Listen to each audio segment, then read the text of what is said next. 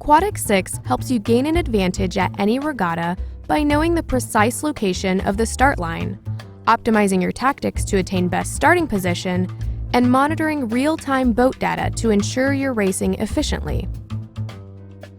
Before a race, you'll want to set your virtual starting line. By using GPS data, you get detailed information on your position for the highest possible boat speed. When time to burn is positive, it means you're too early. If it's negative, you're too late. Start the race app. Select Menu and select Ping Starting Line. Select Mark Port as you sail past the port mark, and Mark Starboard as you sail by that mark.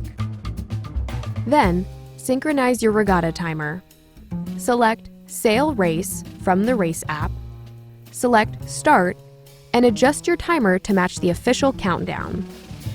While underway, your quatix 6 also allows you to see boat data when you pair it with a compatible chart plotter or instrument, so you can view your performance at a glance.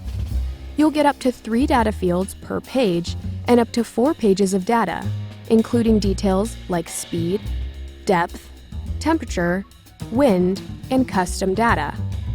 You will also appreciate other performance tools. Garmin autopilot control helps you adjust heading from your wrist. You can add waypoints to your chart plotter by selecting Boat Data, Start, and Mark Platter Waypoint. You're also able to see your location with marine mapping on your wrist, even if you're not at the helm. If you've purchased marine maps for your quatix, you can find them starting from the watch face. Press Start, select Map, and hold Menu. Map Settings, Map, Configure Maps. Select your map, for example, marine charts.